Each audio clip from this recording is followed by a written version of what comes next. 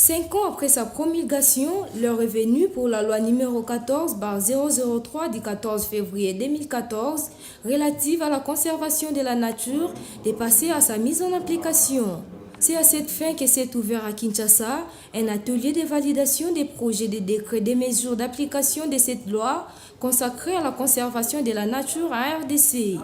Organisé par le ministère de l'Environnement et Développement durable via son organe technique qui est l'Institut congolais pour la conservation de la nature, avec l'appui des WRI grâce au financement de l'UCAID Carpé, ces assises qui s'étendent sur 4 jours visent à permettre aux parties prenantes de ces secteurs de procéder à la validation nationale avant leur soumission à l'autorité compétente pour approbation et signature. C'est un processus, c'est que vous devez savoir que en fait une loi elle implique, pour sa mise en œuvre, elle implique un grand processus qui est très long, qui est en amont en termes des différents acteurs. Et l'autre considération qu'il faut prendre, lorsqu'on voit une loi comme celle-là, la loi relative à la conservation, elle est presque transversale, où elle vient par rapport à d'autres lois qui sont dans le secteur de l'environnement ou alors de l'exploitation forestière. Donc, ça a pris le temps que ça pouvait prendre, mais je crois que c'était nécessaire que nous arrivons en ce moment ici pour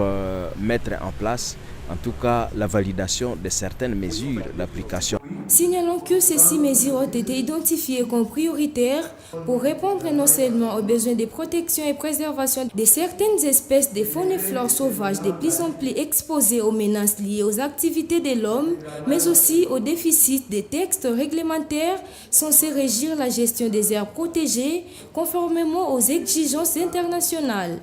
Pour Joël Kossi, WRI attend beaucoup de cette validation. La loi a été promulguée en 2014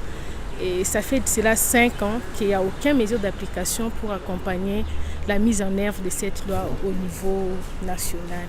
Et WRI a apporté un appui technique et financier pour l'élaboration de ces mesures d'application qui pourra aider les acteurs au niveau des terrains à le mettre en pratique et au niveau national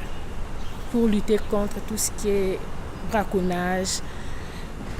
trafic illicite de nos espèces au niveau international. Rappelons que cette validation qui intervient à ces jours est le fruit d'un processus participatif qui facilitera la mise en œuvre de cette loi censée renforcer la conservation de la nature à RDC. La société civile, les secteurs privés, les partenaires techniques et scientifiques, ainsi que le gouvernement au niveau provincial et national, ont travaillé en étroite collaboration pour l'élaboration de ces textes qui, une fois validés à l'issue de cet atelier, sera soumis à qui des droits et son entrée en vigueur.